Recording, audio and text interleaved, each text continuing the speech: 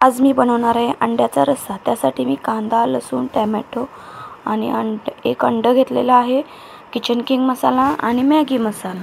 इकडे तेल गरम करत ठेवलं आहे कढईमध्ये। एका साईडला तेल गरम करत ठेवलं आहे। आता तेल गरम झालेलं आहे। त्याच्यामध्ये कांदा टाकून घ्यायचा आहे, नाही लसूण टाकून घ्यायचे आहे। लसूण छानपैकी लाल झाल्यानंतर लगेचच हा गोडा मसाला घेतला आहे मी कोकणी स्पेशलचा। आता कांदा टाकायचा आहे।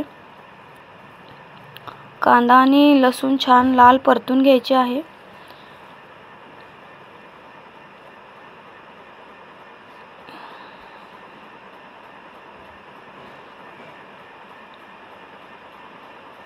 असं छान परतून घ्यायचा आहे कांदा। आता त्याच्यामध्ये गोडा मसाला टाकायचा आहे। गोड्या मसाल्याने तो रस्सा, अंड्याचा रस्सा छान होतो। आणि त्याच्यानंतर थोडीशी आलं लसूणची पेस्ट टाकायची आहे। तर आलं लसूणची पेस्ट झाली। हे चांगलं भाजून झाल्यानंतर थोडासा किचन किंग मसाला टाकायचा आहे त्याच्यात।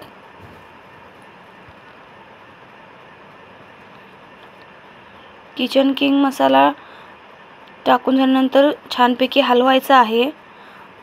हलवून झाल्यानंतर हळद टाकायची आहे। हळद, लाल तिखट टाकून छानपैकी हलवून घ्यायचं आहे। छानपैकी तेल सुटलं आहे।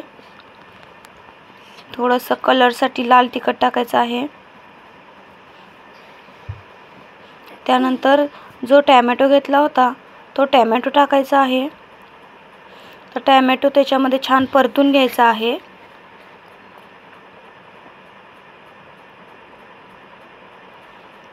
छान टोमॅटो परतून झाल्यानंतर थोडंसं त्याच्यात पाणी टाकायचं, त्याच्यामुळे खाली करपू नये त्यासाठी पाणी टाकायचं आहे थोडंसं। आता टोमॅटो छानपैकी मऊ होईल। मऊ होण्यासाठी थोडंसं मीठ टाकायचं, 2 चम्मच, आणि छान हलवून घ्यायचं आहे।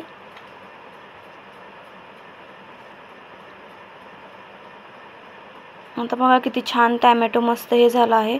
आता पाणी वतायचं आहे।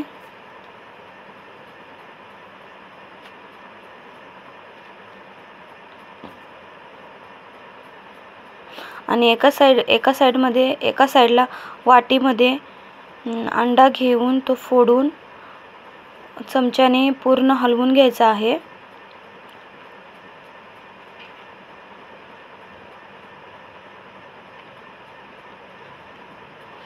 पूर्ण अंड फेटून घ्यायचं आहे। आणि इकडे रस्स्याला छानपैकी उकळी आल्यानंतर आपल्याला ते अंड टाकून घ्यायचं आहे त्या रश्श्यामध्ये।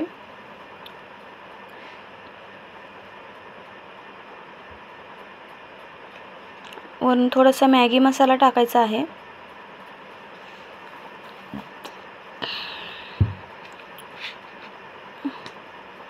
बघा किती छान कट आला आहे।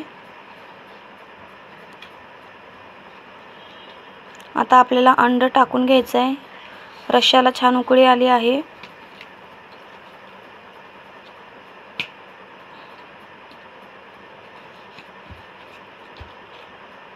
आणि बघा किती छान झालेला आहे अंड्याचा। अशा प्रकारे अंड्याचा रस्सा तयार झाला आहे। छान उकळीमध्ये छान अंडा शिजून घ्यायचा आहे।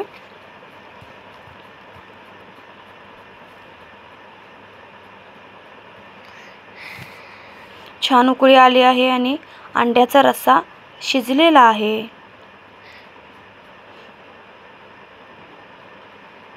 आता थोडीशी कोथिंबीर चिरून वरून टाकून घ्यायची।